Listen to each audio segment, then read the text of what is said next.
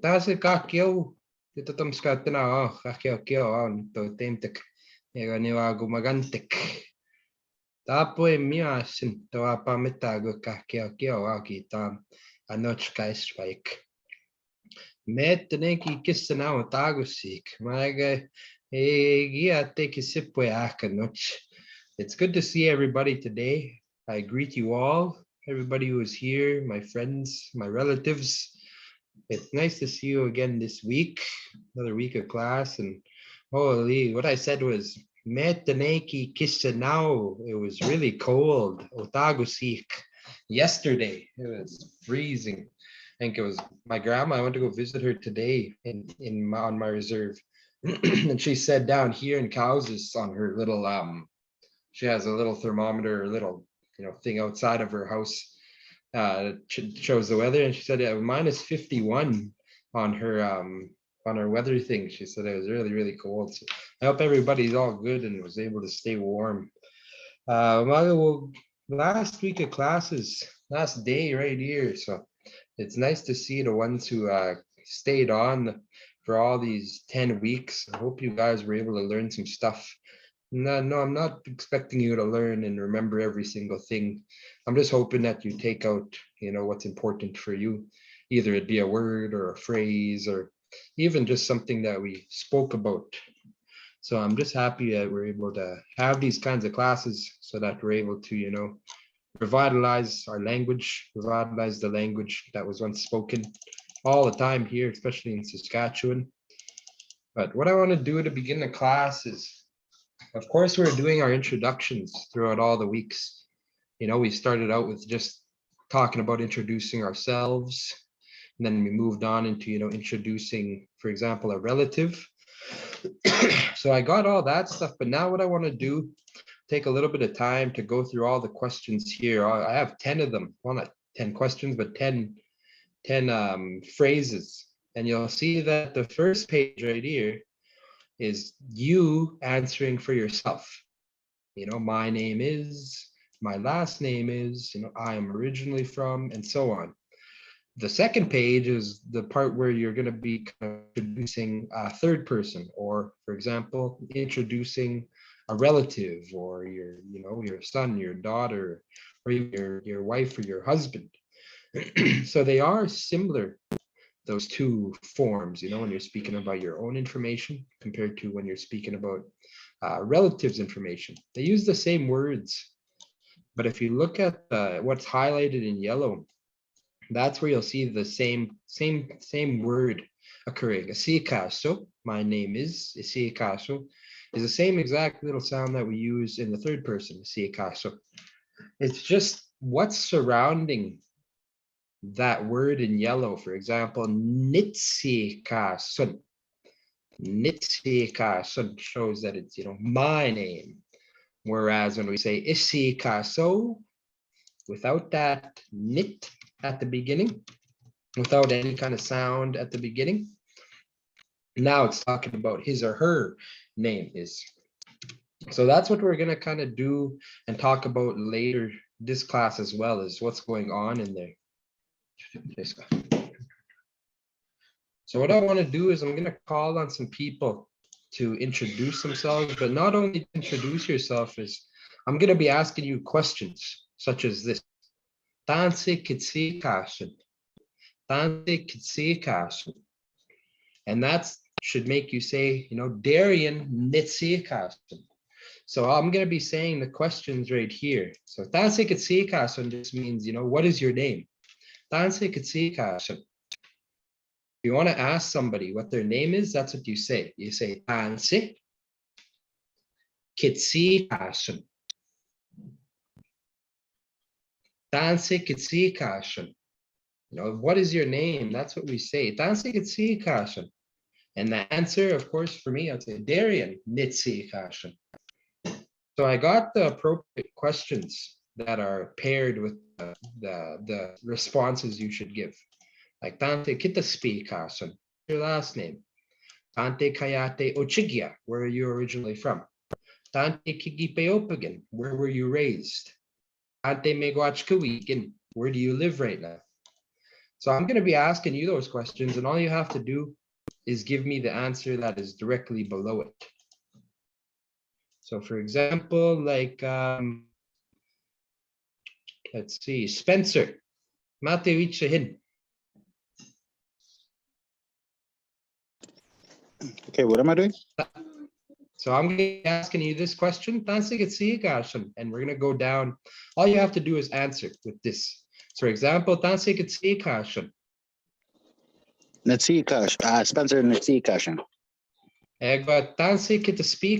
What's your last name? Delorm Nitaspikashan. Tante Kayate Ochigya. Where are you from? Trousers Kayate Ochinia.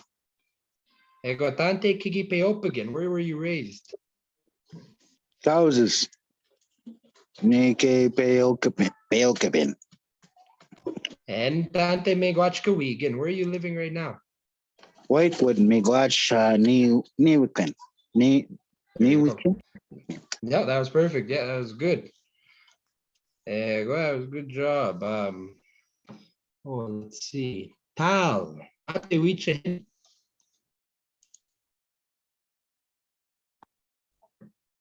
So again, I'm going to be asking you the question. All you have to do is answer it. So if I said Tansikatikasan, what would you say? Tal Natikasan.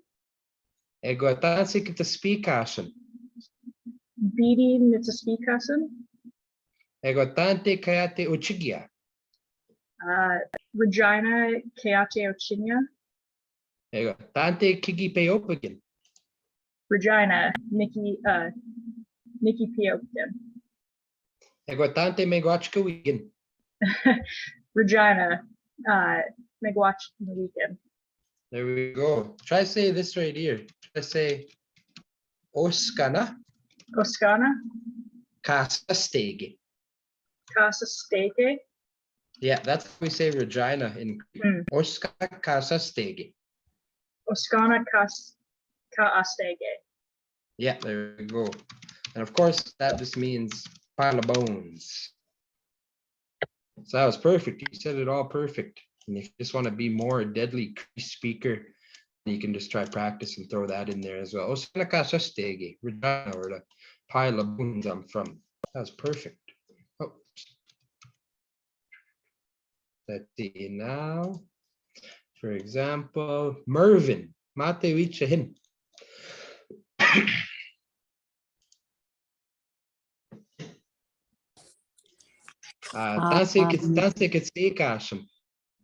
Darlene Nitsikason. I got Tansi Kitaspikason. Darlene Nitsikason. I got Tansi Kitaspikason. Your last name? Petite Nitaspikason. Yes, Tante Kayate Ochigya.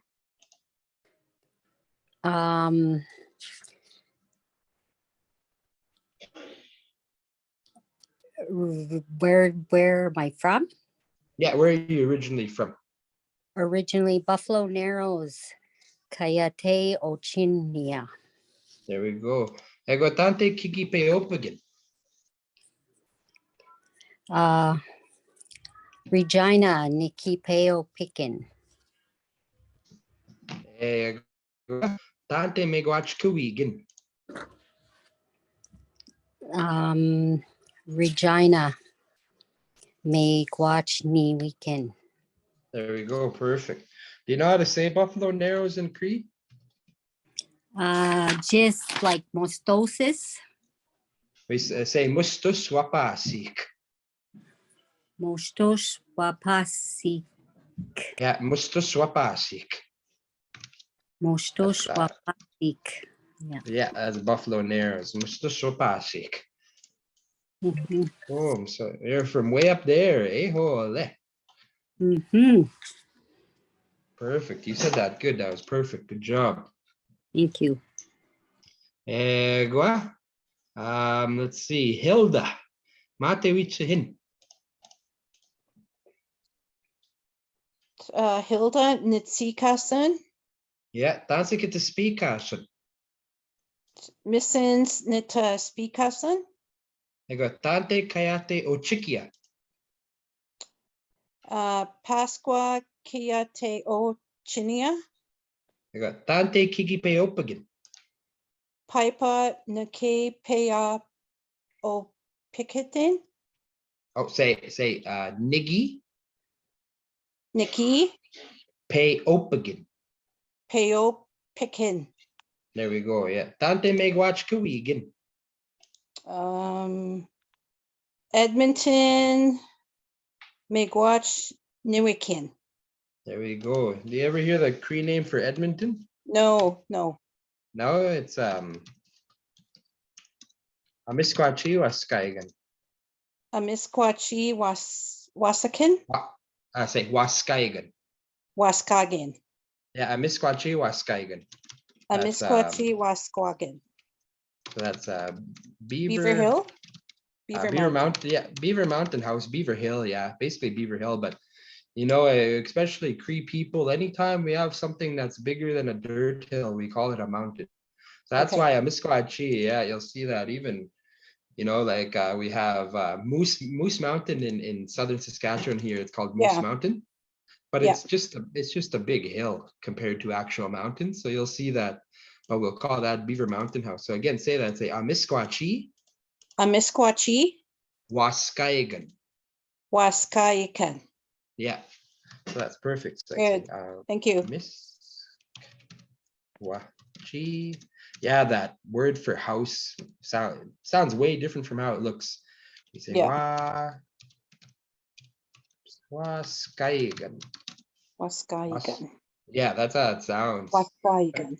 Yeah, Amisquachi Waskaigan, Beaver Mountain House. That's Edmonton. Good. Perfect. Thank you. I'll ask one more person now. Let's see, Juanita. Mate wichahin. For example, Tanse Kitsikasun. Juanita Nisikasun. Ego Tanse Kitaspikasun. Kinsel Nitaspikasun. Ego Tante Kayate Ochigia. Deneta, that's Navajo land. Kiate Ochinia. Ego Tante Kigipeopagin. Deneta Nikipe Opikan. Ego Tante Megwachkuigin. Church Rock, New Mexico, Miigwech Nihwikin. Wow, so you're Navajo, yeah? I'm Navajo and Cree. Oh, you're Navajo and Cree. Oh, Yeah, from got Rocky the- Boy. oh, you're from Rocky Boy, eh? Yeah. Oh, that's cool. So yeah, you got best of both worlds because I have Navajo friends and they're some of the coolest people that I met before. Ah, cool. Yeah, that's cool. No, and you grew up there in down. How did you say it in your language? Deneta. Deneta. Deneta. That's like the land of the Navajo, or what does that mean? Yes. Dene, that's what the Navajos call themselves, Dene. Yeah, And Dene. so Deneta means among the Navajo people. Oh, okay. Wow. Holy, Yeah. that's cool. I have to remember that. Deneta. Perfect. That was good. Thank you. All right. So let me get rid of this. All right. So that's how when we're introducing ourselves. So, you know, we have Nitsikasun, Nitaspikasun, but also we have the appropriate questions. If you want to ask somebody what their name is, you say Tansikitsikasun. If you want to ask somebody, you know, where they're from, you say, oh, oops, Tante Kayate Ochikia. You know, if you want to ask somebody where they are living right now, you say Tante Megwach Kuigin. And between the question and the answer, you'll see that they're really similar. The only difference really is that we get rid of this first word, is of course, this first word is what shows us it's a question. Tante, where? Tanse, what? And tanse also means how, but in this case, it means what. That first word is just the question, but you'll see that the biggest change happens between these two words, Kawigin, Newigin. Nope. Kigi peopagin, Nigi peopagin. Uchikia, Ochinia. And same thing, Kitaspikasan, Nitaspikasan. So that change is happening in all those when between the questions and the answers is that first little sound, ke, changes to ne when you answer, because you'll see that ne beginning always means I or me, ne. Whereas the ke, if it has that ke beginning, most times it's talking about you, like in Tanse Kitsikasan, what is your name? So that's something that we're going to talk a little bit more about today in some of the PowerPoint that I have on. But that's what I wanted to show you real quick is that there's not much actual change happening between the question and the answer. The only thing that's really happening is making sure that we have that first little sound change. Kitsikasan, Nitsikasan, Ochikia, Ochinia, Megwach Kiwigin, Megwach Newigin. But in the third, when we're talking about a relative, you'll notice that we don't have anything at the beginning. There's no ne, there's no ke. There's only just the W that we put on the end. So for example, if I wanted to introduce one of my relatives, like if I was to talk about, my grandma, for example, Nurkum, I would say Claudia Isikaso Nurkum. My grandma's name is Claudia. Achkete Aspikaso. Her last name is Achkete. Kausis Kayate Ochuia. She's from Kausis. Kausis Kipe Opagu. She was raised on Kausis. And Kausis Megwach Wigyu. She currently lives on Kausis. So it's kind of easy if the person you're talking about is, living and grew up and is from the same exact place, because you don't need to change that much. You just have to remember all this stuff right here. Oops. So that's what I want to do with a few of you now is go through the full list of sentences, talking about a relative's name, their last name, where they're originally from, where they grew up, and where they currently live. And if you can't answer all those, you can just say a random place or make something up if you're not comfortable in sharing. I just want to make sure that we have practice saying these different words right here. So again, I'm going to call on some people, and all you're going to do is pick a kinship, pick one of your family members who you want to try and tell us a little bit about. So for example, Raylin, Mate Wichahin. So we Mate Witamuanan Peakiwagumagan. That's one thing I'll say. I'll say Mate Witamuanan Peakiwagumagan. That's like saying, please tell us about one of your relatives. Mate Witamuanan Peakiwagumagan. So how do I answer? Like, I would say like me. In your answer, you would say their name first. Who are you going to talk about? Are you going to talk about your mom, your dad, your mushum, your cookum? Ikawi. So I would say Awina? Ikawi. Oh, okay. Yeah, so say your mom's name. Okay. Ikawi. Esikaso Sikaso. Nikawi. Ikawi. Yeah, so for example, you'll say their English Okay. name first. That's how it goes. Okay, Diane. Sikaso. Ikawi. Nikawi. Yeah. Egwa, what is your mom's last name? So say her last name right here. Delaron. Aspikaso. Aspisa. Again, say aspik Aspik. caso. There we go. Yeah. Guatante Ochuia. Where is she from? So put the place name here. This could be her, her reserve or her city or her town. Where's she originally from? Barrows, Manitoba. Kayate, Ochiwia. There we go. Perfect. Egwa, where did your mom grow up? Barrows. Kipi, BQ. Yeah, there we go. Egwa, the last one, where is she living right now? Barrows, Kipi, BQ. Is that the same one? Oh, are we? No, sorry. Yeah, that's right. Barrows, Kipi, BQ. Yeah, but say me guach we gu. Oh, that one, Jake. Barrows, Big Watch. BQ. There we go. Yeah, perfect. That was good. All right, that was perfect. Egwa, let's see. Belden. Mate wichahin. Mate witamu anan peakewago magan. Tell us about one of your relatives. Suzanne Esita Su Negawe. Okay, and her last name? Billy Espicaso. Egwa tante ochuya. Asniwati Otuya. There we go. Egwa tante keep opegu.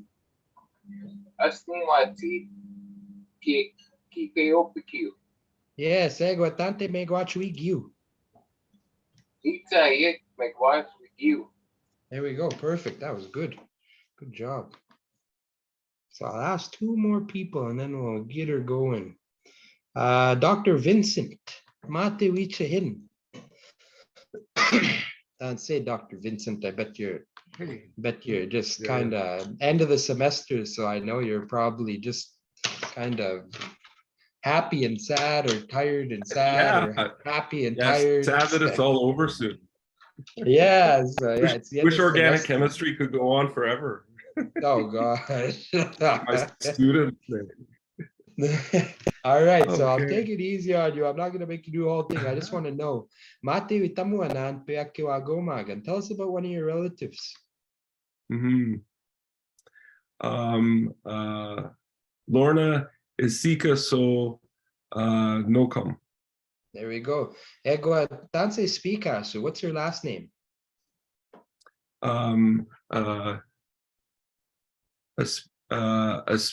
Spika so Woods. There we go. Egwa Tante Kayate Ochuya. Where is she originally from? Victoria Kayate Ochelia. There we go. Yeah. Egwa Tante Kipe Opagu. Do you know where she was raised or grew up? Yeah. Regina Kipeoki, or sorry, Regina Kipeopiku. There we go. Egwa Tante Megwachuigu.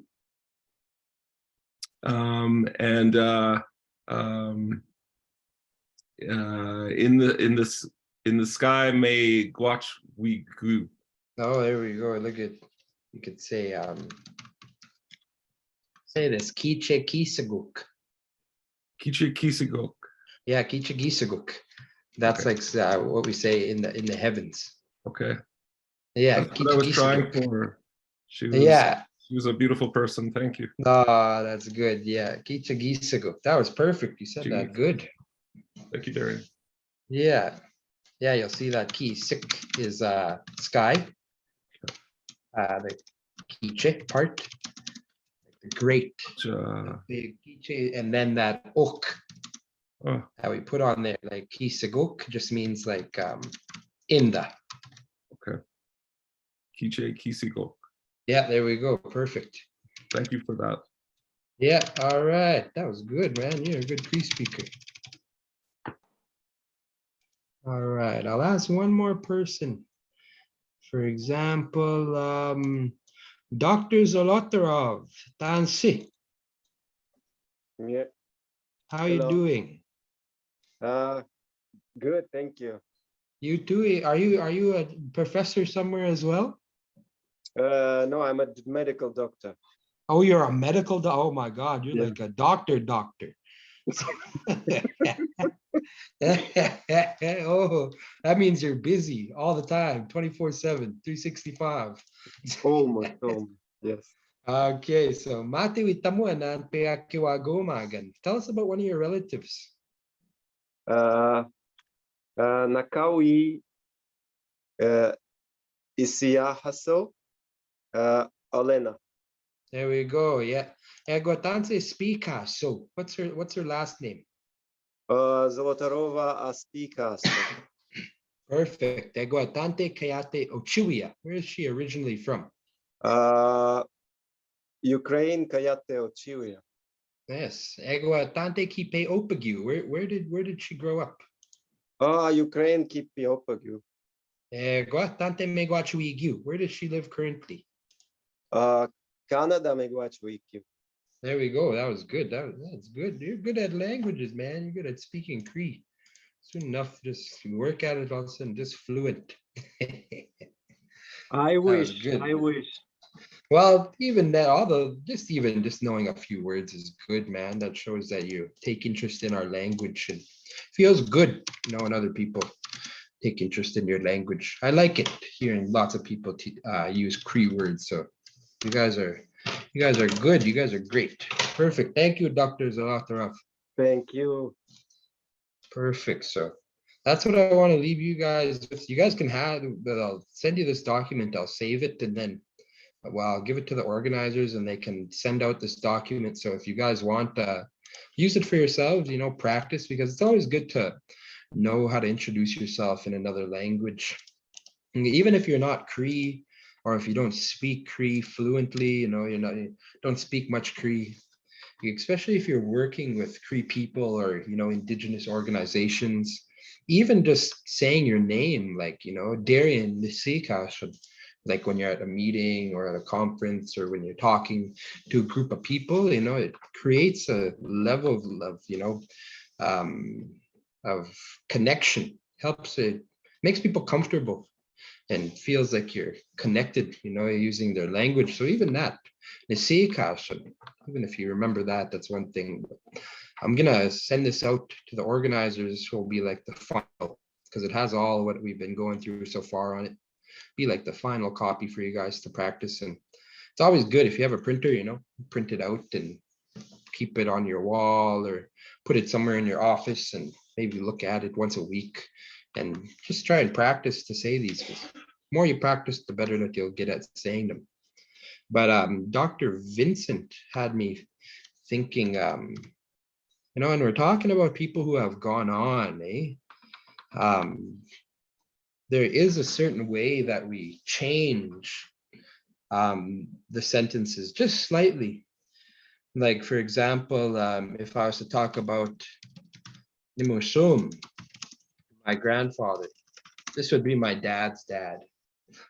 He had passed away that long ago. I think I was 2 years old when he had passed. And my grandfather, he was like the last one in my dad's family to speak Cree fluently. Like, he spoke it fluently. He could speak it, really good Cree speaker. But of course, I never really got to know him. I was 2 years old when he passed. But when I introduce him now in Cree, you'll see that since he has passed, things change on his name. So for example, instead of just saying Namosum, I say Namosumpan, which is like my late grandfather. So you'll see that pan or ipan sometimes, that ending. If you put that on any of these kinship terms like nukumpan, negosisipan, nemisipan, nisimisipan, nikawipan, notawipan, that's what shows that it's like they're not here, like my late. That's what it means. And as well, you'll see that like my Mushum's name, his name was everybody knew him as Tiger on the reserve. That was his name. His name was Tiger. Everybody called him Tiger on the res. But after you say somebody's name who has gone, anytime you say their name, you'll say that we end up saying right after it, we'll say Kagitit, Kagitit, Kagitit, Kakitit. And then further, we seen up there, we said Asikaso, Asikaso, he or she is named, like right now, like like talking about somebody's name. Isikaso. But this also takes a little slight change. Ki isikaso. He or she was named. Ki isikaso. So we do a bunch of things in the language itself to like give respect to that one who had passed on, not just on one word, but it changes the whole sentence. Like, for example, if I was just to introduce my grandmother, I would say, Claudia, esi caso, nocum. Because of my grandma Claudia is still healthy and still living. She's still here gonna be here for quite a while. But my grandpa, for example, Tiger, Kagitit, Kiasi Kaso, Nimosumpan. Yeah, I will. I'll put these on here. So you'll see that this, when you're introducing somebody who had passed on, it does take a longer, it does add on to that sentence. Like I said, you have that ipan coming into play, showing that that kinship is not here. You have ki, which just changes it to like past tense, like was named. And then you'll always hear this kagitit, no matter what. Whenever somebody says somebody's name in English or in Cree, right after that, you'll hear kagitit, tiger kagitit. Because that kagitit actually means as he or she was called.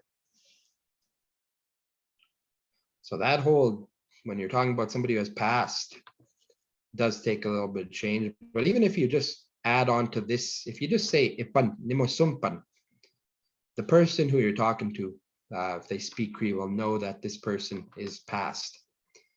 So there's lots of things in Cree, lots of things dealing with, especially respect to those who have gone on.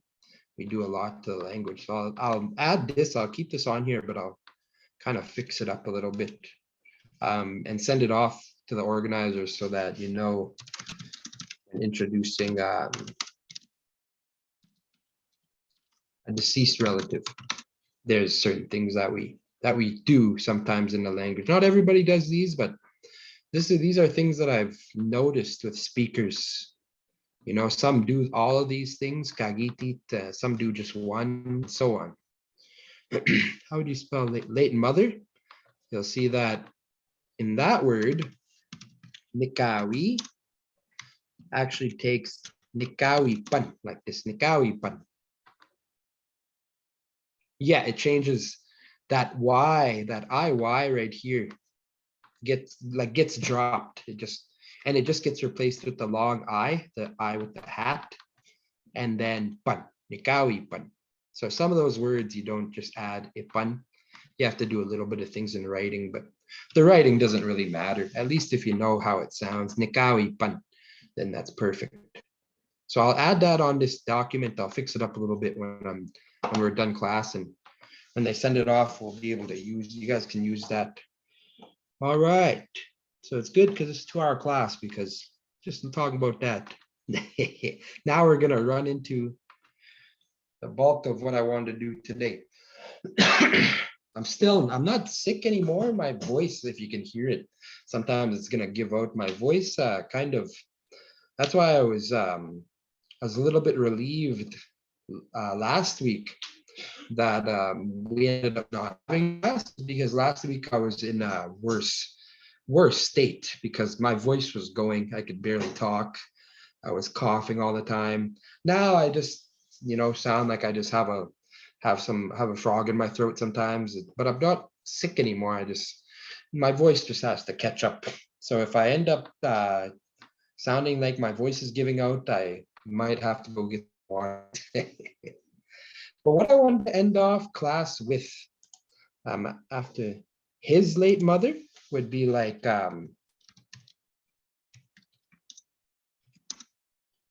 Okawipana. Yeah, Okawipana. Okawi pana. That's what you'll see. Like for example, Ikawi, my mother. Kikawi, your mother.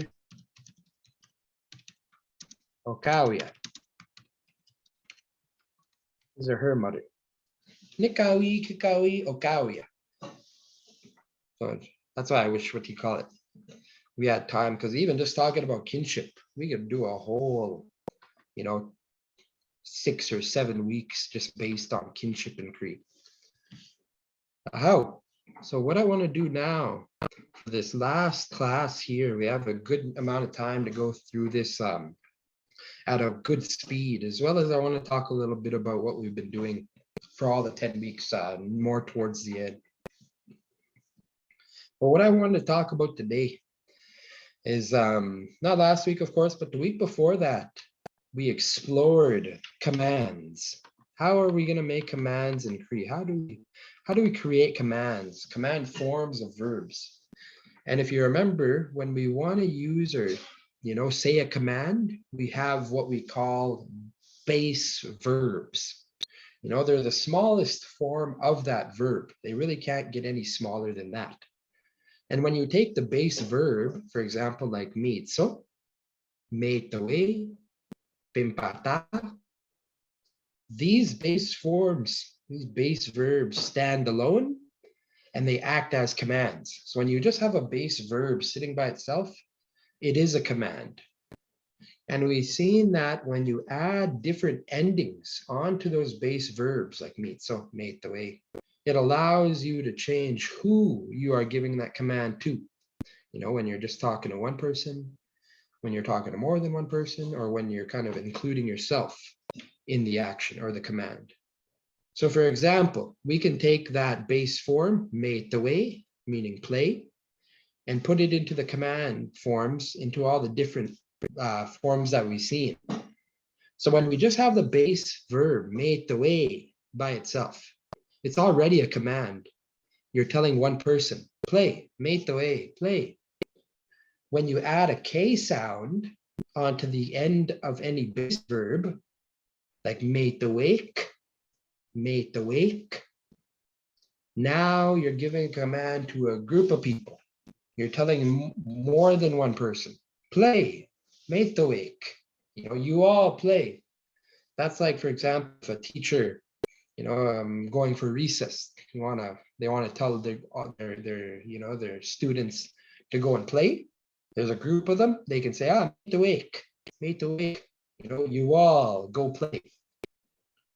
And then the final one is that if we want to include ourselves, the speaker in the action, we just end up putting tan onto the end of the base verb. And you'll see that it always translates out to let's. Meitoe tan. Let's play. Meitoe tan. Let's play. So you can take any one of those base verbs, like out of the 3, mitso, meitoe, pimpata, from the top, and do the same thing. Like if I wanted to say let's eat, I would say mitotan. If I wanted to say let's run, pimpatatan. So it's just all about adding those endings on top of that base verb, and that'll change who you're giving that command to. So in this lesson now, we'll look at how we can expand on these base verbs and just start to create really, really very simple sentences.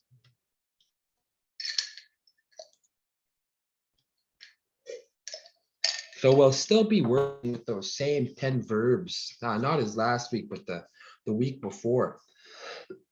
And we'll just be expanding these sentences to be just more than commands. So we're going to take a step beyond commands.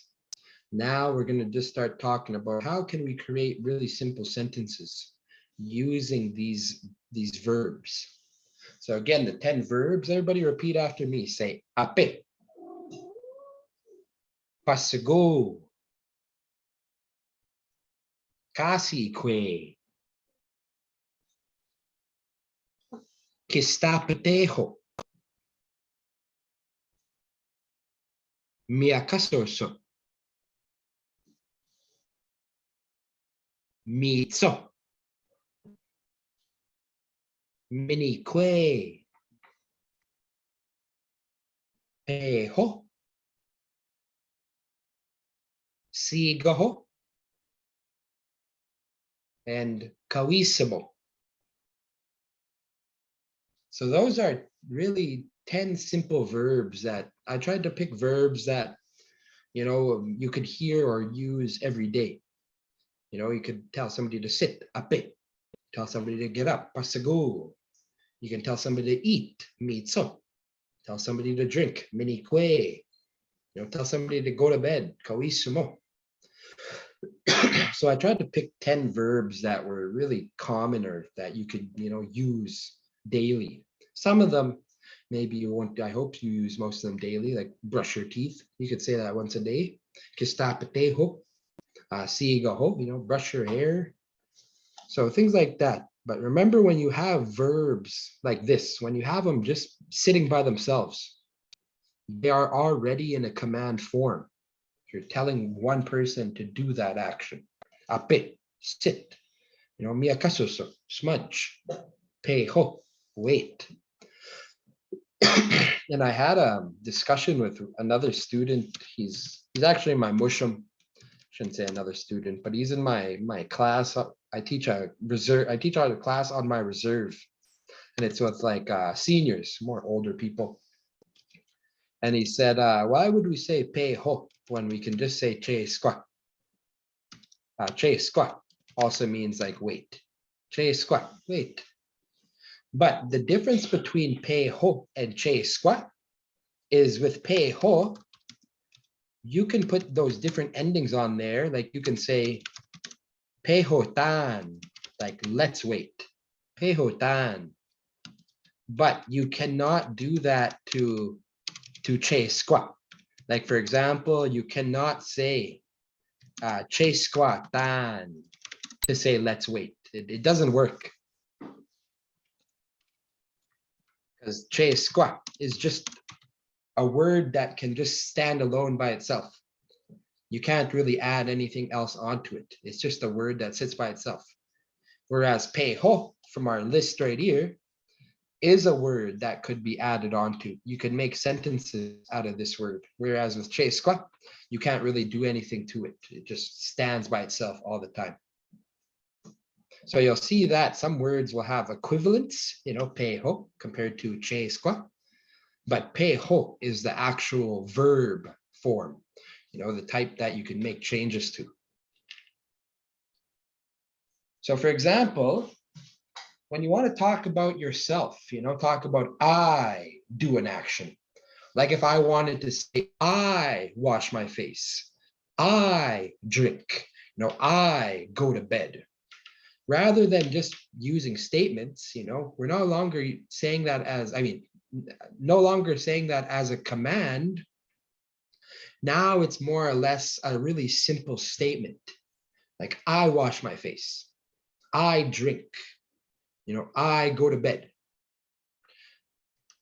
And that's what we're going to look at, is how to create really simple statements like that. Like when you want to make a statement with one of the verbs, like I smudge, I brush my hair, I get up from sitting. You'll see that we have that base verb still in there. The base verb is going to be always marked in yellow. That's where we get these from. So wherever you see something marked in yellow, it's the verb. It's just the verb sitting by itself. But now, when you want to talk about a statement or, state an action that you're doing, you must surround that base verb with the following sounds. Like if I wanted to say, I smudge, miyakasoso is the verb. But if I want to say I smudge, I say ne miyakasosun. Ne miyakasosun. Same thing with sigaho. Sigaho is like brush your hair. If I wanted to say I brush my hair, nesigohun. Nesigohun. And the same thing. Pasagu. Pasagu means get up. You're telling someone, get up. Pasagu. Whereas if I want to say I get up, I say nepasagun, nepasagun. So that base verb in the yellow is still there. It doesn't change. We just surround that base verb with an ni, ni, at the beginning, and we place an n at the end. So miakasosa becomes nemiakasosun. Sigaho becomes nesigahun.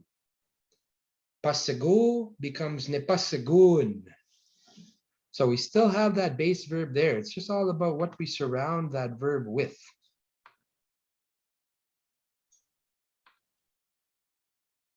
A syllable-based word, miakasoso, like to smudge.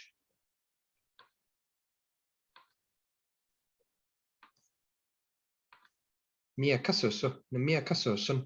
Not so much. Well, let's see how many syllables are in there. Miakasoso. 5 syllables in there, but miakasoson. Oh no, no, it's not. No, it still is miakasoso in th. Okay, yeah, I was trying to think. No, it's still, yeah, miakasoso in th. That th change doesn't happen there. You'll see that in some words that doesn't happen. Like for example, payak in Y dialect for the number 1, payak. In the th dialect, piak. So again, in the th dialect, even me, like all the time, I'm trying to switch those Y's to th when I'm talking to people from up north.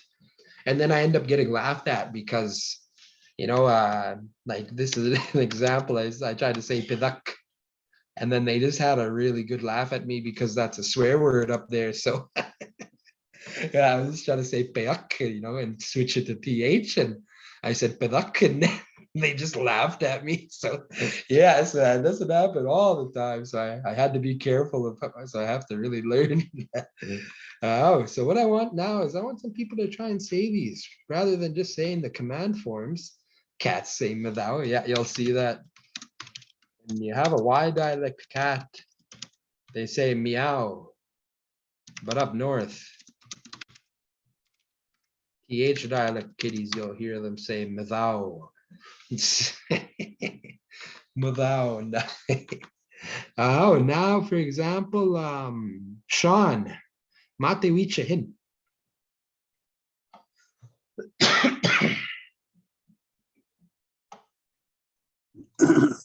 For example, say miakasoso. Miakasosan. Now say namiakasoso. Namiakasosan. Say sigaho. Sigaho. Say nasigahun. Nasigahun. Say pasago. Napasigo. Nipasagun. Napasigun. There we go. Perfect. So yeah, you still have that verb in there. Pasago, sigaho, miakasoso. You're just surrounding it with those little sounds, ne, and then you have a little n at the end. Jada, mate wicha hin.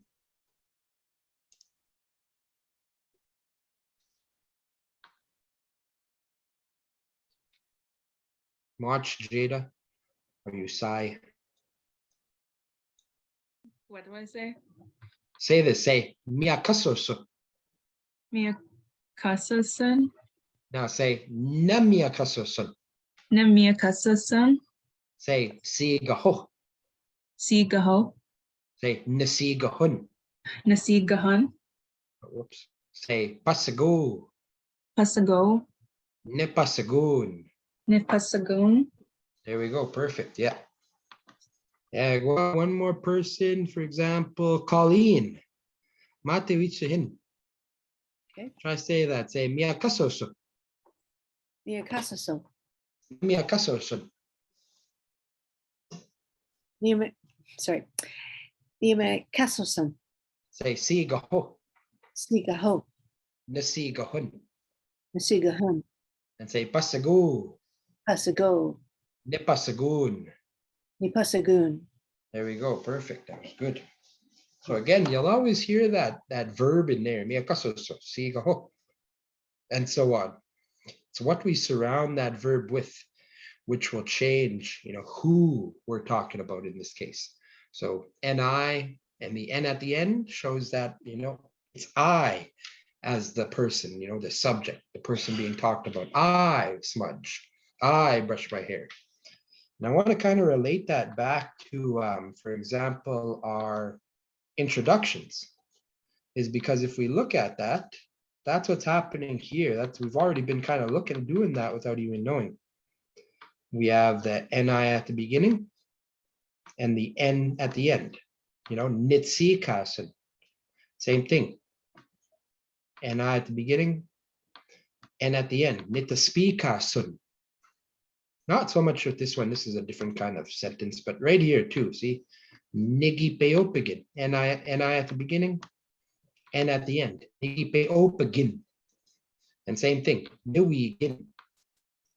NI at the beginning, N at the end. So already, without even knowing, we've been doing and using that kind of way of, creating sentences. But now that we're actually looking at it, I'm hoping that it kind of draws a clearer picture to, how we end up talking in Cree. All right.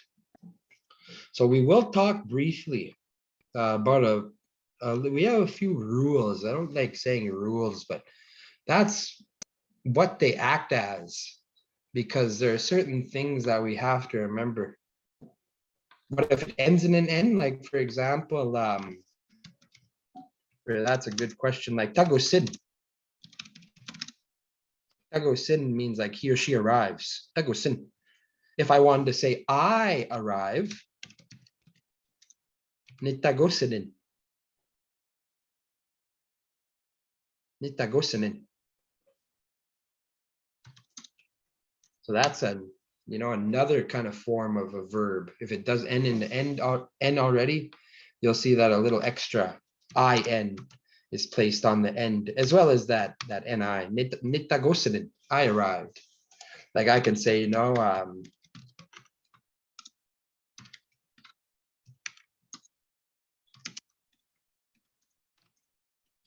oops.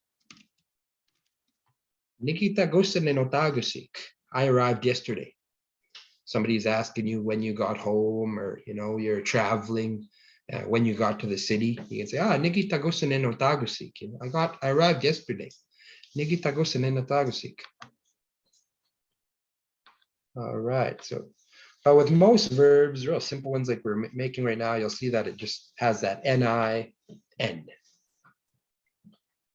But before we actually start talking about the little rules that we have using, different kinds of verbs, let's look at how we can talk about a different person doing that same action. Oh, you brush my hair. Typo. Oh, whoops. Gonna bug me, so I have to switch it. Boom. There we go. What? All right, there we go. Go back.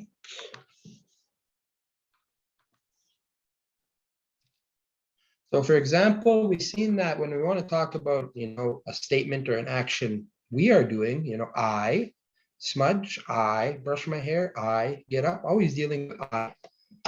Begins with that NI, ends with an N.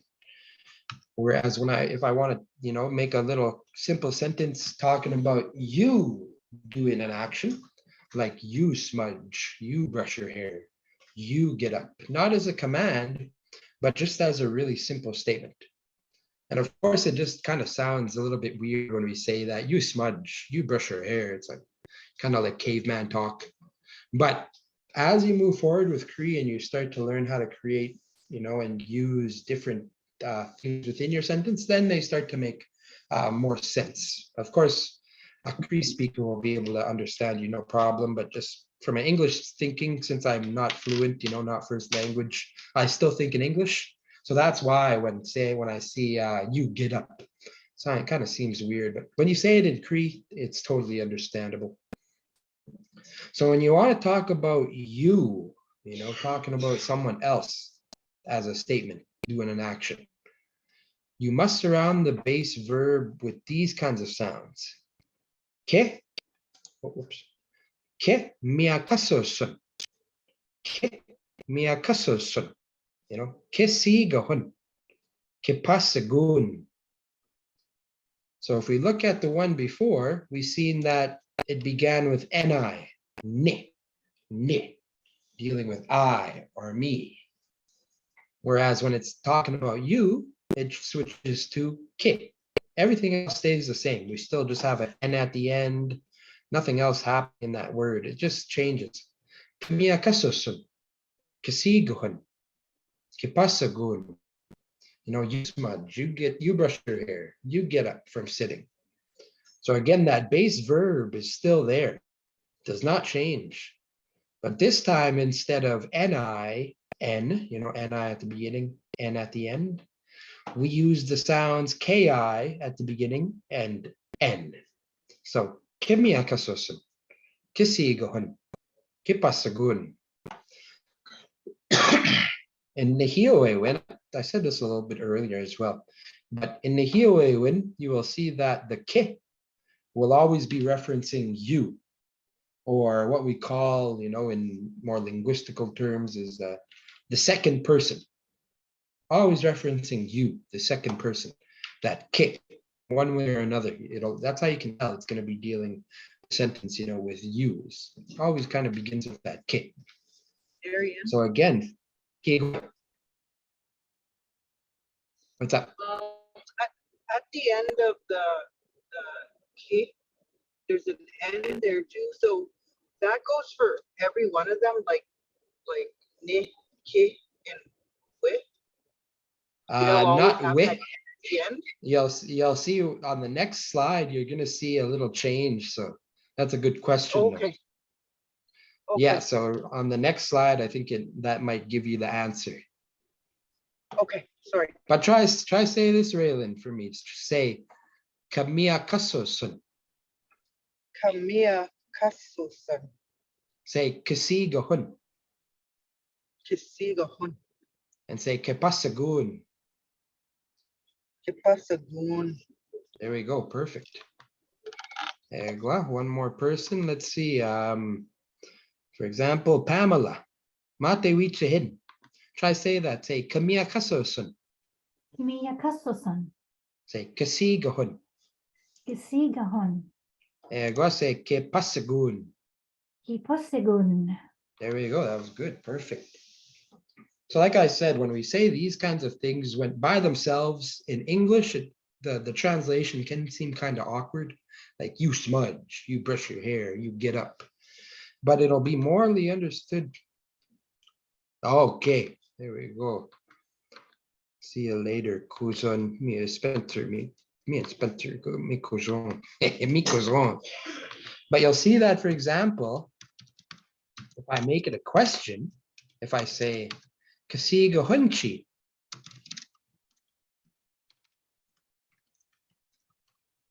Are you brushing your hair? Now it kind of makes a better sentence. It's not so awkward sounding in an English perspective. Kasiga hunchi. Are you brushing your hair? If you add that chi to any of these any of these sentences or statements, it'll change it into a question. You know, Kasigo hunchi. Are you brushing your hair? Kamiya kasasunchi. Are you smudging? Kepasagunchi. Are you getting up? So that chi is like the I like to call it the Cree question mark. It's a Cree question mark. Chi.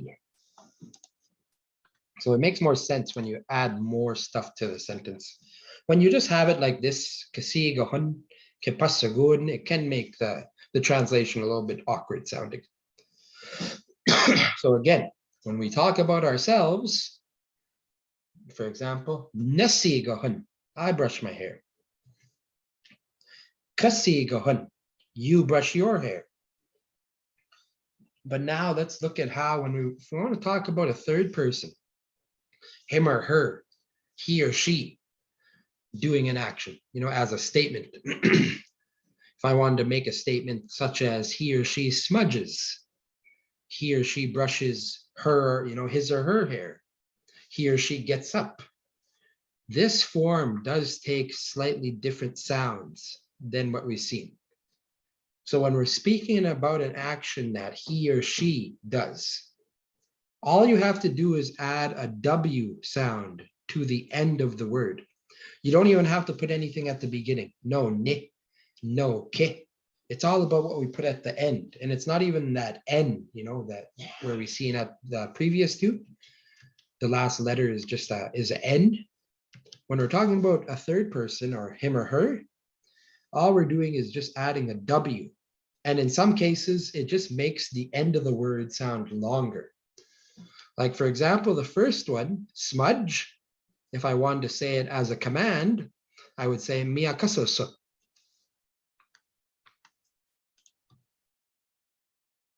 Yeah, that's dialectal difference. Some people say na.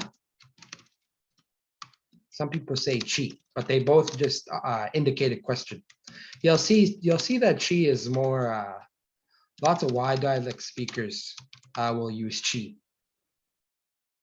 Whereas na is, you'll see TH dialect speakers, but also Soto speakers use na.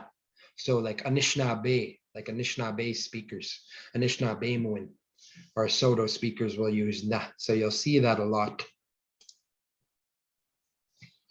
So like I said, when we're looking at the command forms, like for example, for miyakasoso, the ending of that command is just subtle. It just cuts off. Miyakasoso. Whereas if I want to talk about he or she smudges, talking about, him or her doing the action, miyakasoso. The ending becomes longer. Miyakasoso. So in command form, we say miyakasoso. Third person, miyakasoso. So in some cases, that W at the end just makes it sound longer. And that's how you know that they're talking, about somebody doing that action. Same thing with sigaho. Sigaho. With a short O at the end, sigaho is a command. Whereas if I wanted to say he or she brushes his or her hair, I would say sigaho. Sigaho. With pasago, it's a little bit more difficult because pasago, with the little hat on the last O, that last O is already long. So pasago and pasago almost sound exactly the same. Pasago, pasago, pasago, pasago. So you have to have an ear for those ones, but still, in some ways, you can hear the difference. Pasago, pasago.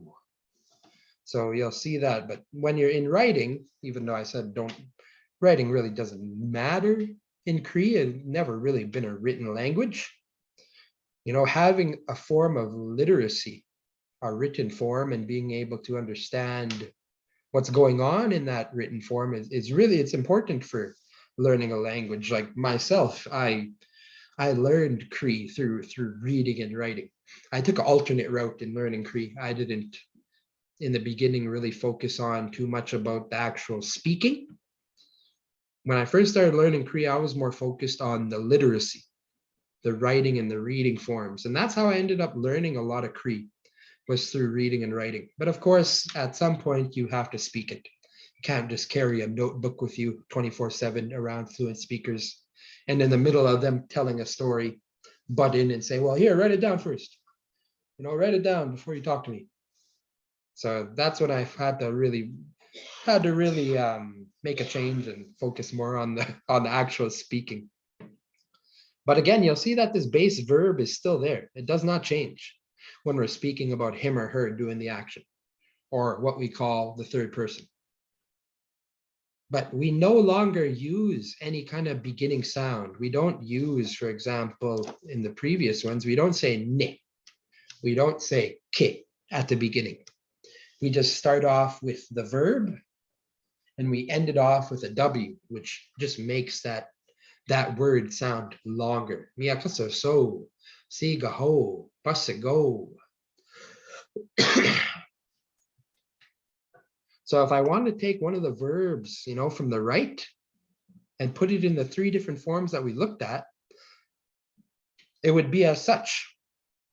Like for example, if I wanted to take mitso, eat, and put it in the three different forms that we looked at, I would say namitsun, I eat, kamitsun, you eat, mitso, he or she eats. Same thing with peho, wait. If I wanted to say I wait, nepehun, you wait, kapehun, he or she waits, peho. So now what I want some people to do, I'll just call on maybe 3 people here, is with your best effort, try and take one of those verbs from the right side, one of those verbs, and place it in those 3 different forms. You know, do the I form, do the you form, and then try put it in he or she does that action. So for example, Chantel, mate wichahin. Say, so yeah, take one of those verbs from the right and try put it in the 3 different forms that we were looking at. Nepehon, Yeah, Kipehan, yeah. Kipehao, Say pay ho. Kipeho. Yeah, just say pay ho. Oh, Peho. Yeah, there we go. Perfect. That was good. Gua April. Mate wichahin. Try do the same thing. Take one of the words from here and just try and put it into one of the forms. Okay. Mitsu. Peho. Nepeho. Nepehon. Is that right? Yep. Kipehon. Yep. And then peho. Yeah, there we go. Perfect. So again, say that, April. Say nepehun. Nepehon. Kipehun. Kipehon. Pay ho. Peho. There we go. Yep. Gua. One more. Let's see. Bertha. Mate wichahin. Hi. So again, try take one of those words right here and try put it in what we were looking at, those 3. Okay. Pasigo. Yeah, and say nipasagun. Pasagun. Say kipasagun. Kipasagun. And say pasago. Pasago. There we go. Yeah, perfect. That was good. So yeah, all we're doing is just surrounding those verbs right here with certain sounds on both sides sometimes, or even just at the end, you'll see that. So now we're going to talk a little bit about some little rules that we always follow when we're speaking Cree. That's what you'll see with languages is, you know, there's not one language in the world that doesn't have some sort of rule or multiple rules in its language that, you know, the speakers of that language don't really think of. It just happens naturally because they speak the language. But when we, as learners, when we learn the language, we have to make sure and think about those rules and try and learn them so that, of course, we speak properly. That's like, even in English, we have lots of rules. Like, for example, one of the plural rules that we have, you know, a child, singular. For somebody that doesn't speak English, you know, come from a different country, never was really, you know, spoke English at all. If they ever looked at how we pluralize things in English, most times we just add an S onto the noun, you know, dog becomes dogs, cat becomes cats, you know, house becomes houses. They would think that, okay, well, we just add an S onto the noun and it makes it plural. You know, that's the rule in English to pluralize things. We just have to add S. That's easy, that's simple.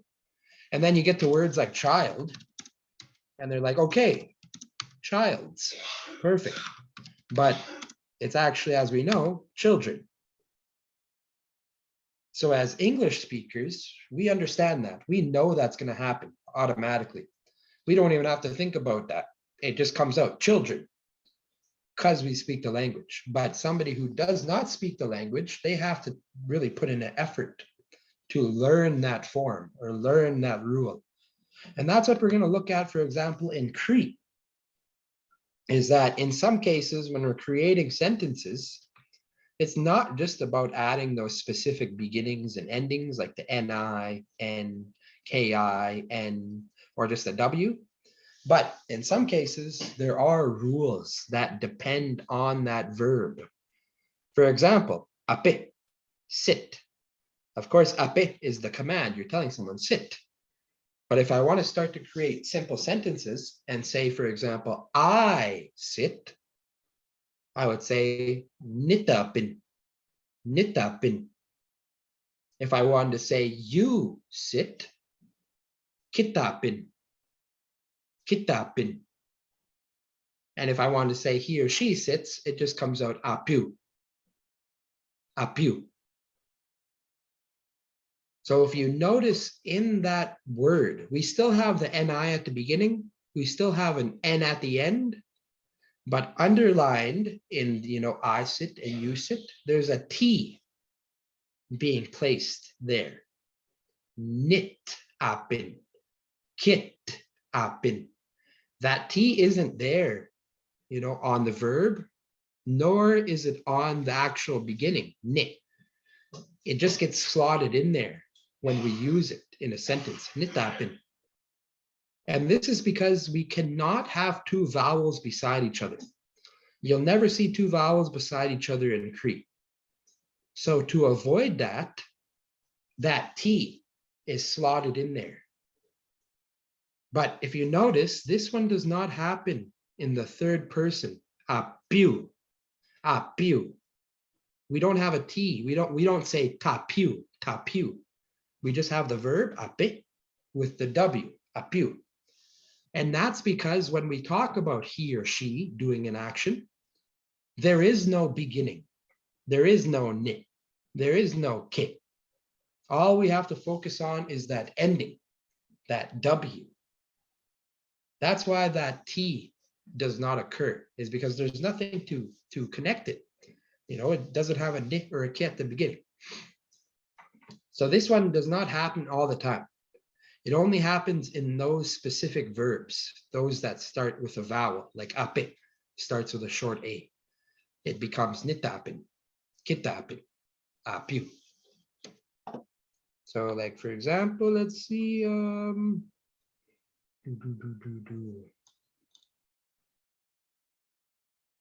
Brian, Matewicha Hin. I know you're a deadly Cree speaker. So say this with me, Brian. Say nitapin. Nitapin. Say kitapin. Kitapin. And again, say apiu. Apiu. So I'll give you one now. For example, this is a longer word. Try to say akayasimo.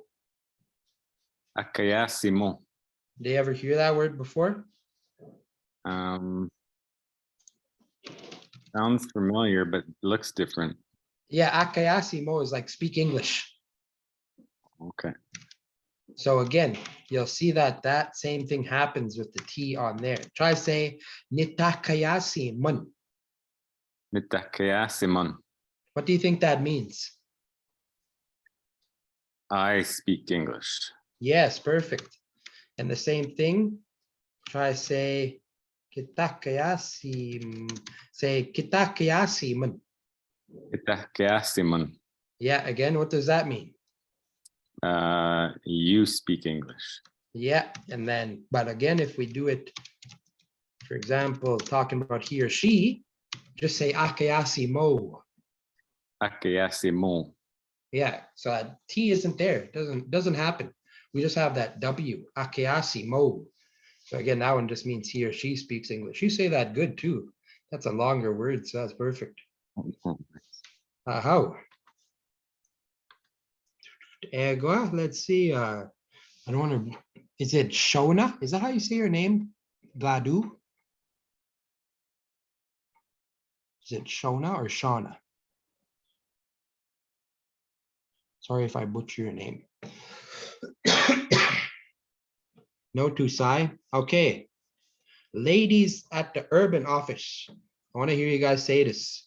Auntie Sharon, Jeannie.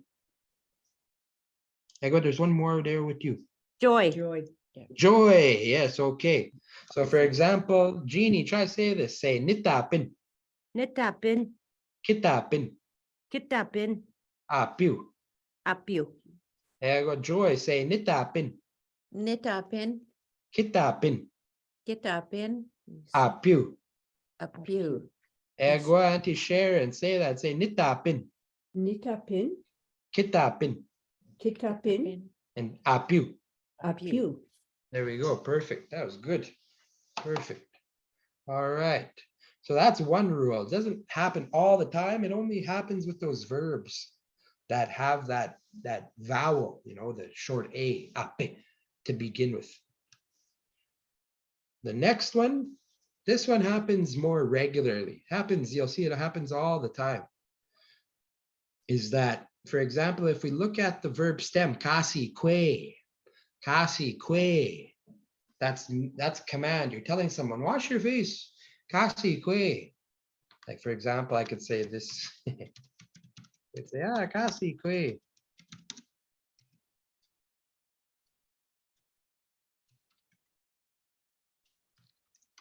Kasi kwe osame to misin. It's like saying, wash your face.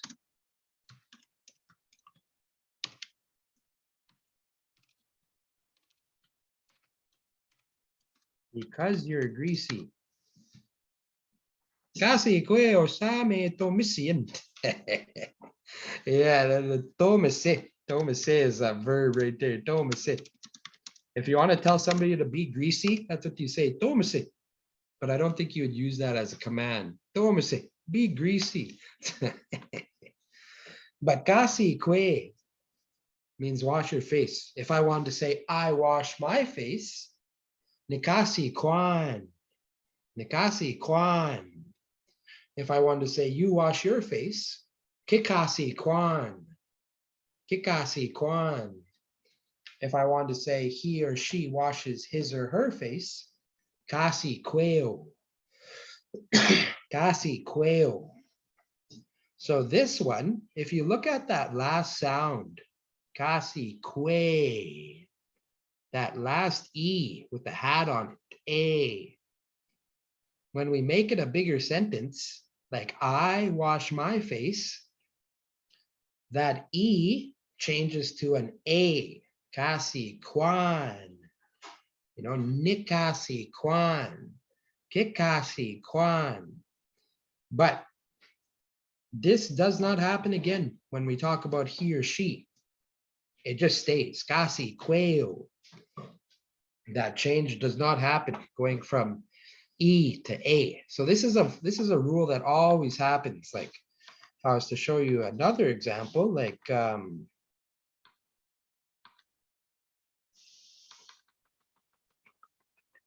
should have been a word that I should have used on the verbs, is that we have this word right here, nihioe. Nihioe. If you want to tell somebody to speak Cree, in Cree, that's what we say. Nihioe. Yeah, so you want to tell somebody to speak Cree, you say, nihioe, speak Cree. But again, nihioe, as we see, ends in that A, that E, nihioe. So if I want to say, for example, I speak Cree, you'll see that it changes to ninihioan. Ninihioan.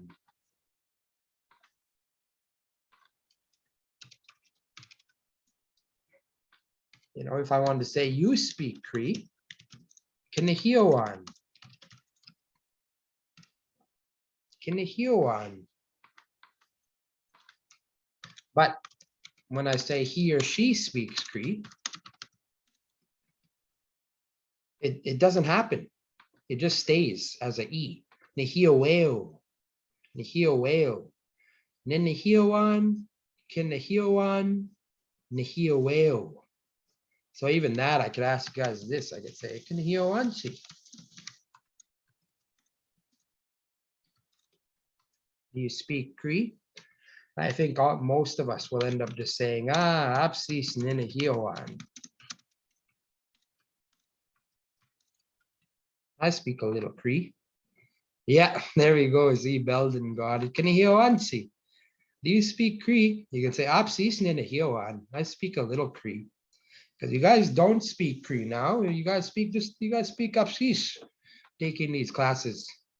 So for that, that's what I want some people to say real quick. So for example, Madeline, Matewichahin.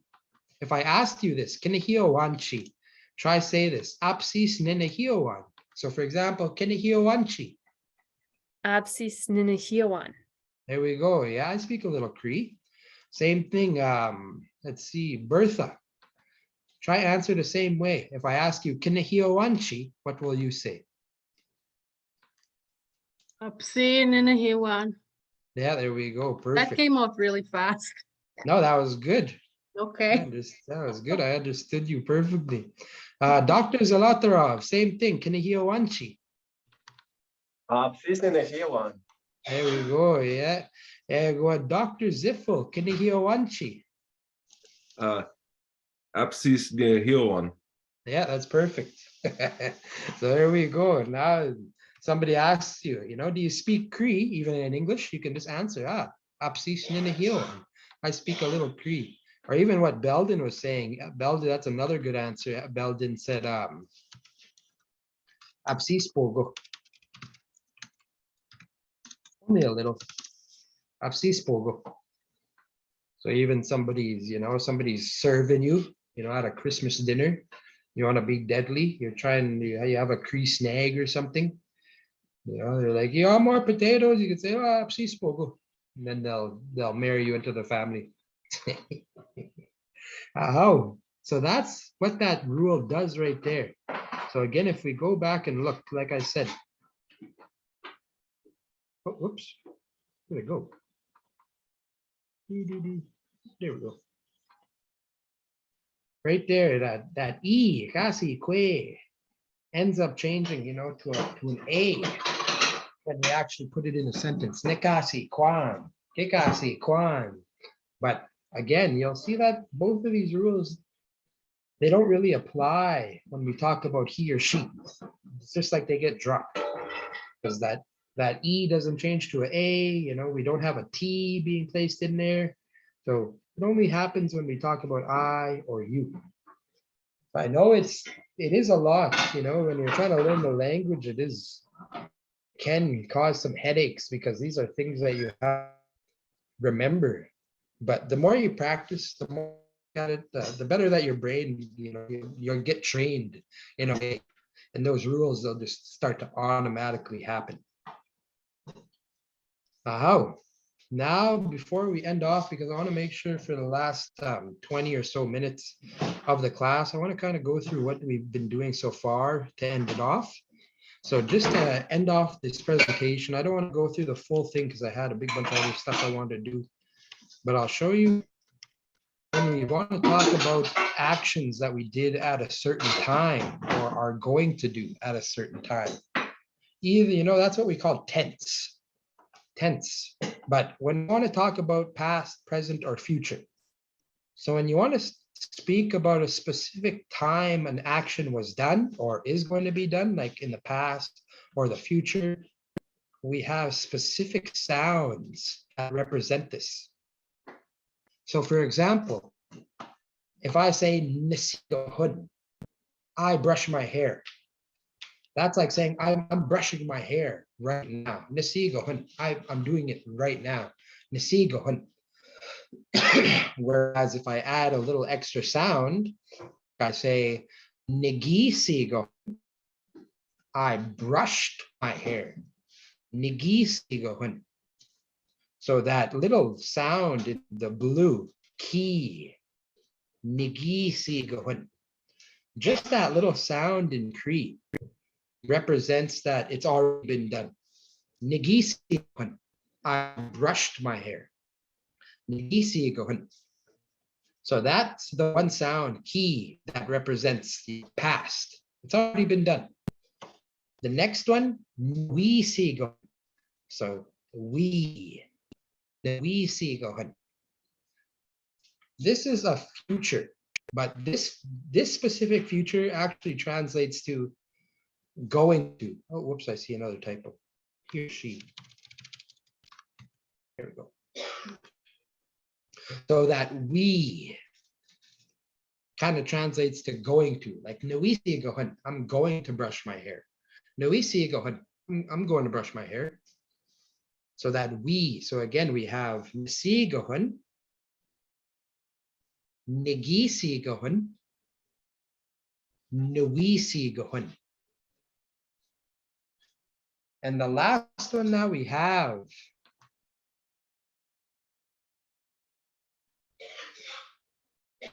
no is. What's no is? Oh, you have. Sorry, Darren. You have she or he is will brush his or her hair. Oh yeah. Correct. There we go. No. Get rid of the No, is. that's that was a typo. Okay. Thanks. Yeah, and then the last one is another few. We have two different types of future. You know, talking about something that's going to happen or will happen. And those are distinctly marked. They have their major differences in how they sound. For example, we shows, you know, going to, whereas ka shows will. And when we say in this form, the will form, you'll see that it ends up just coming out sounding like nga, nga, nga. We barely even say that I in there. So if I was to say I will brush my hair, I said nga sigohun, nga sigohun, nga sigohun.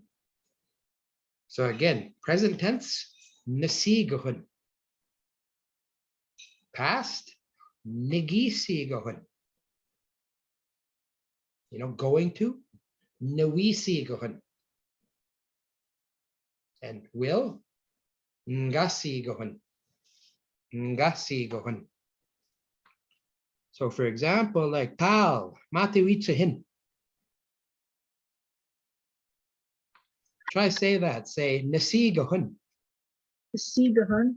Say nigisigohun. Nakisigahan. Nawisigohun. Nuisigahan.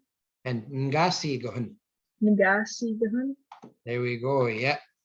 Go Juanita, matiwichahin. Try say that too. Say nasigohun. Nasigahon. Say nigisigohun. Nigisigahon. Say nawisigohun. Nawi sigahon. And say ngasigohun. Nga sigahon. Yeah, that's good. Perfect. There you go. One more person. Like for example, Belden. Matiwichahin. Same thing. Say nasigohun. Nasigahon. Nigisigohun. Nagisigahon. Nawisigohun. Nawisigahon. Ngasigohun. Nagasigahon. There we go. Perfect. So that's good. My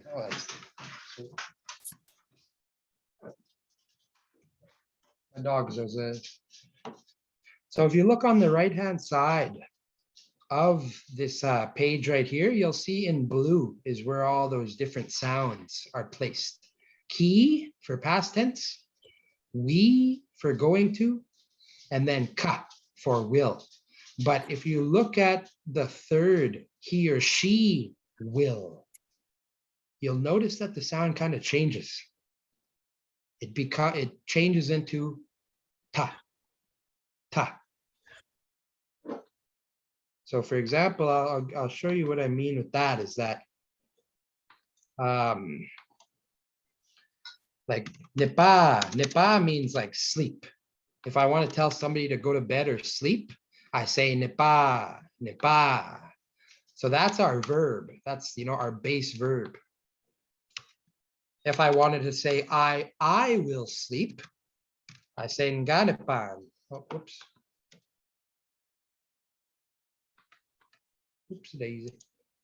Oh, what's nganepan means like I will sleep.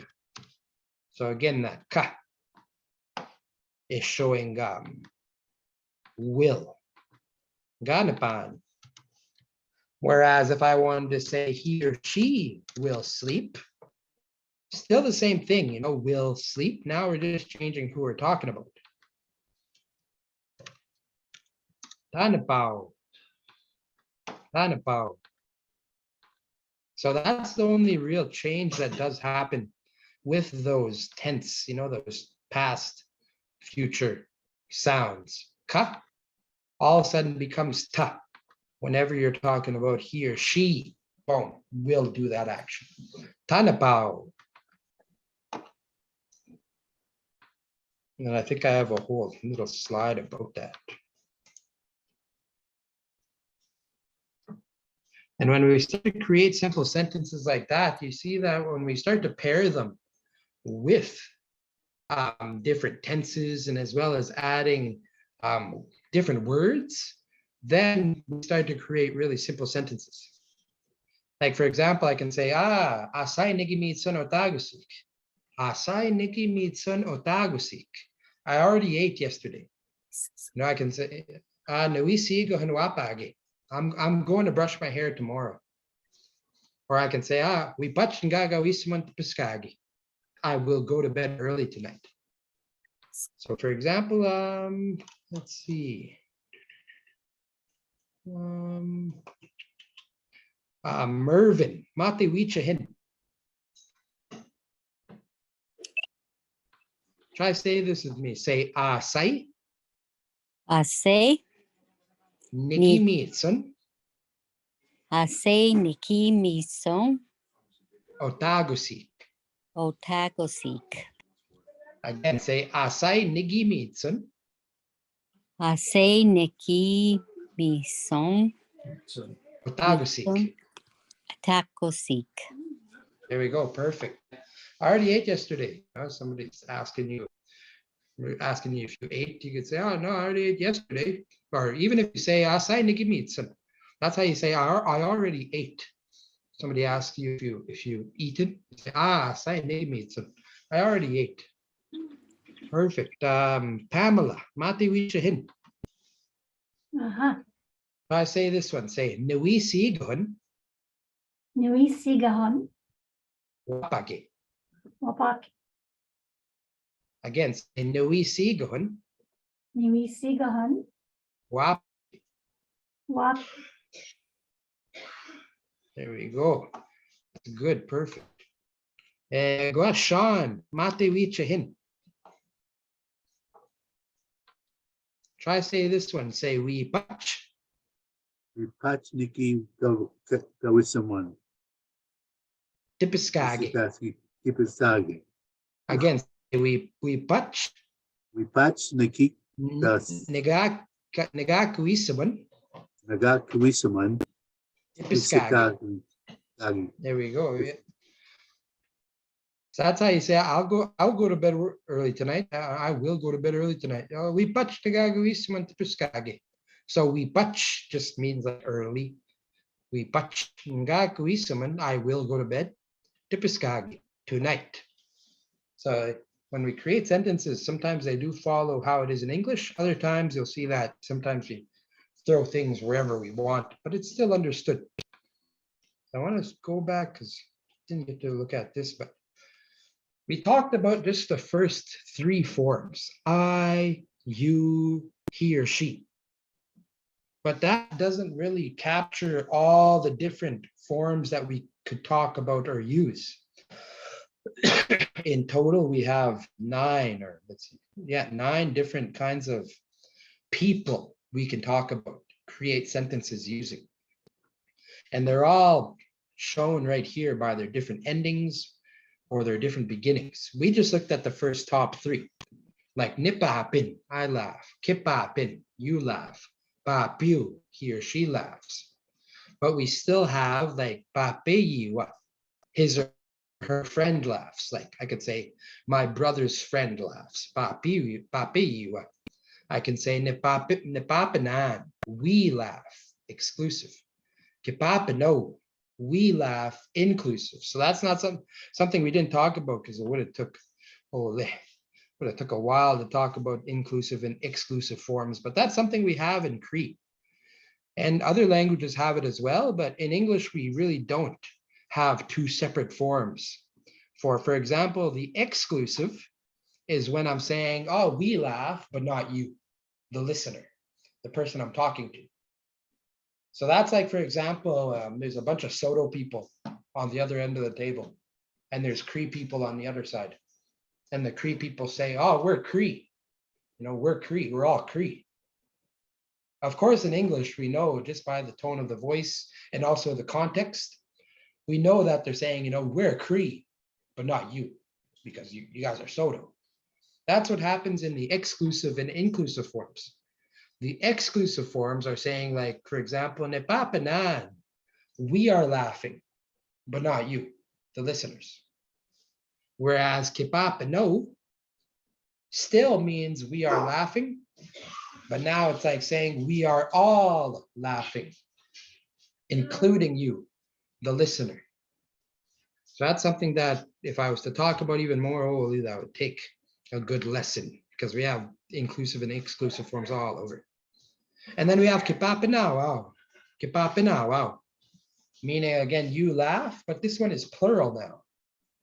Kipapin just means like you laugh, talking to one person. If I was making a statement about all of you, like a big group of people, I would say Kipapinao, you all laugh. And then we have Papewak, they laugh. And then Papiwa is the same exact as, his or her friend laughs. It just means like their friend laughs. So we have a bunch of different kinds of forms. We only looked at the top 3. So when you think about the language, it is a lot of work, but it is possible. Just anything, just like anything. If you go to the gym one day, you're not going to be Arnold Schwarzenegger. If you can't, what's that one phrase? Rome wasn't built in a day. Basically how it is. The more you work at Cree, the more you start to get used to these forms, the better that you'll get at speaking it or writing it or reading it or understanding it. And all it takes is just for you to, take that first step. And you guys already have. So all you need to do if you're, want to learn the language, just akamemok, keep on going. But for that, but not good night yet, because I want to talk about a little bit about what we've been doing so far, all the way from the beginning. We'll take little point forms so that we don't rush too fast, but I want to make sure that we look. So when we first started, we had a good plan. And of course, when I first started this, I said, this could go, we could follow this plan, or we could learn what you guys want. And that's what I wanted to do, is make sure that any questions that you guys asked, I was able to kind of answer if I knew the answer, or I had that knowledge. So that's why, in our weeks, I took time away from the PowerPoint to talk about certain things or answer questions and, maybe tell a story here or there, because that's how it is learning. It's not just linear. Sometimes you don't follow the road put in front of you. Taking the trail that's off to the side is sometimes more exciting than just following the road that's put in front of you. So that's why we follow this week by week plan. But of course, I'm hoping that with extra stuff that we talked about, you guys were able to learn. And of course, we talked about just general info about the language, how it's related to other languages, where it's come from. We talked about the different dialects. So within all these weeks, I was just teaching Y dialect. And you'll see that within the different dialects, they might have different words, they might use words differently, and of course, they'll have different sounds. But we all kind of understand each other, especially like the Y dialect, TH dialect, and the N dialect. Those dialects in Saskatchewan and Manitoba and Alberta, we can talk with each other no problem, back and forth. We understand each other all the time. But the more farther you go away, like Moose Cree and our dialect in Quebec, though, we have a hard time understanding those. We looked at basic greeting. If you ever want to know how to say hello in Cree or the response, it's always here. And then we started looking at how to introduce ourselves. So this was way at the beginning.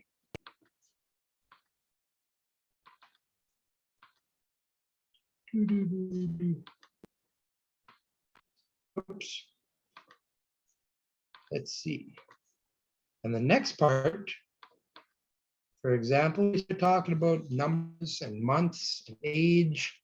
And if you remember, your base numbers from 1 to 10, that's perfect. There'd be a PDF of all the, I hope so. I'm not that tech savvy, so I bet we can do that. Create just a big PDF. I think that'd be cool. But if you know the base numbers in the Hioe when just 1 to 10, that's all you really need to start with. Don't try and, get too flustered with all the other numbers, 11 and 19, all the 10, 20, 30 numbers, because if you learn your base numbers, peyak, niso, nisto, newo, nigotas, pakup, ayena neo, kegamitatat, and mitatat, you can just count up to like 1,000,000 if you want, because all it does is take those base numbers and just add different endings onto them. Peago sap, niso sap, nisto sap. So you have this document dealing with numbers, and we looked at the months. I like talking about the months because not only are they months, but they give an insight to our culture, our way of looking at the world and how we, gauge time in this perspective. It's all based on different things that happen within that month, the budding moon, the flying up moon, the freeze up moon, and so on. So learning about the months is fun because I like teaching about them.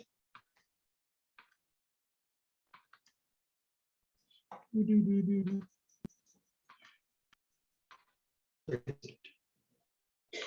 Oh, it was. Here we go. The next thing that we did was kind of look at just different location words.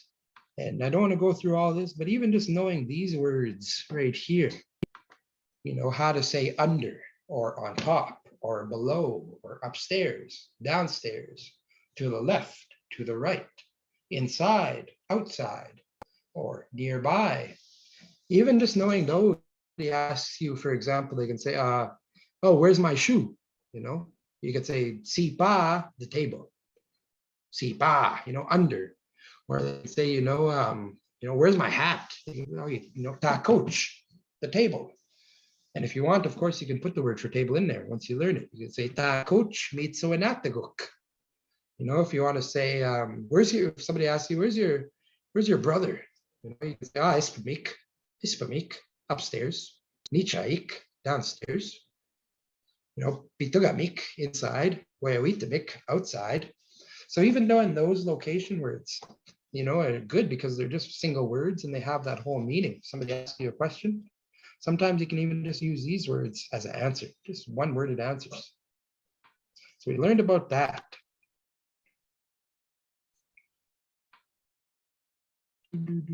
As well. Bone. Another thing that I like teaching about is wakotuin. Wakotuin is kinship or relations, how we're related to each other. Wakotuin. And we are looking at how we could introduce our wakotuin and how to say certain, family phrases and kinship terms. Nikawi, notawi, nistes, namis, nisimis, all these different kinship terms that we could use, as well as extra ones. And also how we could look at, talking about different people's kinship, like Nikawi, my mom, Kikawi, your mom, Ogawi, his or her mom.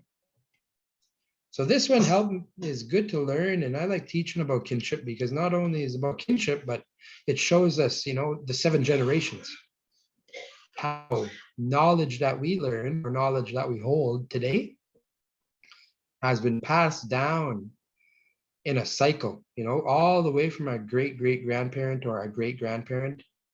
And that's a part of the reason why, if we look at great-grandparent, nichapan, we use the same exact term, nichapan, for a great-grandchild, nichapan. So the cycle just starts again. You know, the knowledge that a great grandparent has goes through all these people. Nimosom, Nikawi, you know, Ntanis, Nigosis, Nosim, all the way back to the great grandchild. Knowledge that the great grandparent has that he taught to his kids and his kids, their kids taught to their children, and so on, gets passed all the way down to the great grandchild, and the cycle just starts again. So that's why learning about kinship is important, and I like teaching kinship because of that. That's what we were doing a little bit in week 4.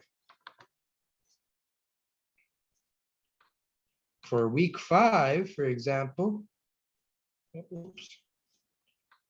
Oh, there we go. We start talking about the 7 grandfather teachings. And I don't go through all of this because then I would just talk your head off again about all this stuff. I just want to review a little bit about what the 7 grandfather teachings were in English. And like I said, the 7 grandfather teachings are like how we should be living every day. They're the governing principles of how we act and who we are as Cree people. You know, we should be living every day with love, with humility. You know, we should be searching wisdom. We should be, you know, we should be truthful. We should be honest. We should have courage. And also the most important is, you know, having respect for each other. So if you live your life based on these 7 things, it's said that, you know, the life you lead will be a good one, and you'll be able to kind of inspire others to live that way or to hold those virtues. And we have those 7 grandfather teachings in Cree as well. Sagituin, Tapatemiswin, Yanisuin, Tapuewin, Kwesquatiswin, Sogatehewin, and Manachitoin. And each one has even a bigger, more complex meaning to it. So if you're ever interested about learning or looking at the 7 grandfather teachings, you have that PowerPoint that you could use. And then coming a little bit more towards the ending of our weeks, for example, I like to talk about the seasons and the weather. So that's what we did in week 7. We started talking about different weather terms and different seasons. And this is where we looked at how in Nihioewin or in Nehiasichigewin in Cree culture, we don't just have the 4 seasons. We actually recognize those 6 different seasons: early spring, summer, fall, freeze up, and the winter. And with those, we looked at all the different words that we use for those different kinds of seasons, you know, mioskamin, sigwan, nipin, tagwagin, migiskau, and pipun.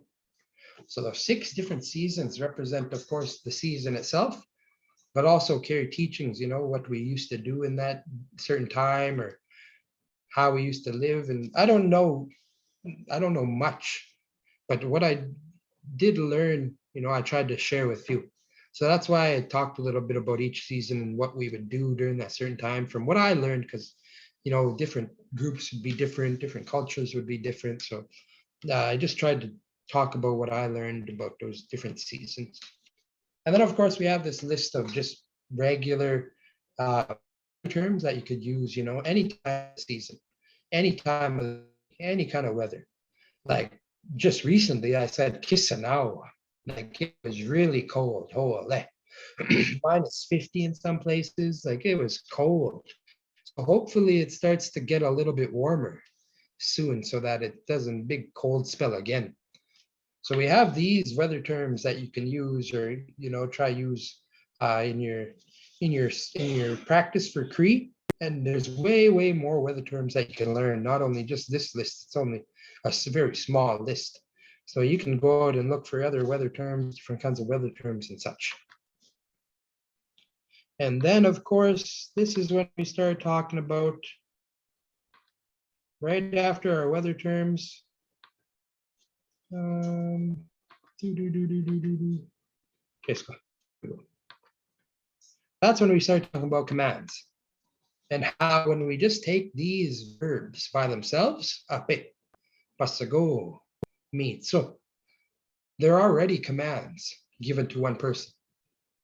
If we want to talk about giving commands to different kinds of people, all we have to do is add those different endings like ape, apik, apetan, pasago, pasaguk, pasigutan, mitso, mitsuk, and mitsotan. So it's all about adding those different endings. That's what changes who we're talking about. That verb, that base verb, never really changes in kinds of commands. You just add those different endings, either a K or the tan, and that's what changes who we're talking about. So that's what we're doing on this one. Just talking about all the different kinds of commands and even negatives, like telling someone not to do something. And all you're doing with that is you're just telling egawia or egai. That's the one that I heard, egai. But egawia is the full word, egawia. So even if you want to tell somebody don't, you just want to say don't, you say egawia or egai. You have grandkids, they're trying to touch things up at the grocery store. You could say egai, egai. That just means don't. And that's a good word to start, especially with children. Tell them don't all the time. You just say egai. But egau, yeah, as I have it written here, the full word. And that led us on to what we did tonight, talking about creating sentences, real simple sentences. So I know it is a lot. There's a lot to learn, even me. I'm still learning every day. Still learning Cree every day, but the more you put into it, the more that you'll get out, just like anything. So that's why I would say to you guys, akamemuk.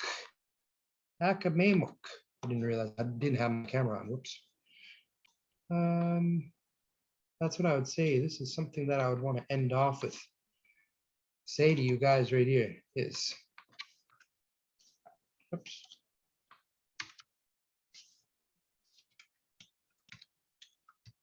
Akamemuk. Keep on going, like all of you. Talking to you, Akamemuk. Akamemuk. Egaipo make. Don't give up. Again, all of you. So Akamemuk. Egaipo make. This big long word.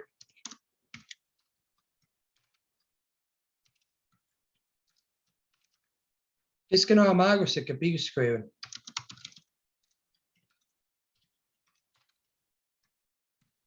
Learn your language. Just gonna amago sa kapigus ko yun. Akamemuk. Egaipo make. Just gonna amago sa kapigus ko yun. That's what I would end it off with. Is, all of you keep on going. Don't give up. And learn your language. Keep on learning your language because language is important for us, especially as Cree people. And if you're not Cree, then it's an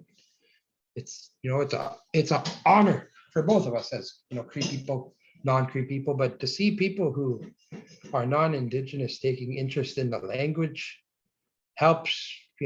Not only myself, because I'm just a very, very small part, but just in general, the revitalization and the reemergence of our language, because I hope that you take some of the stuff, even if it be one word from all these different weeks and use it in your group and try get that language out there even more, because that's what we need. We need as much as support as we can.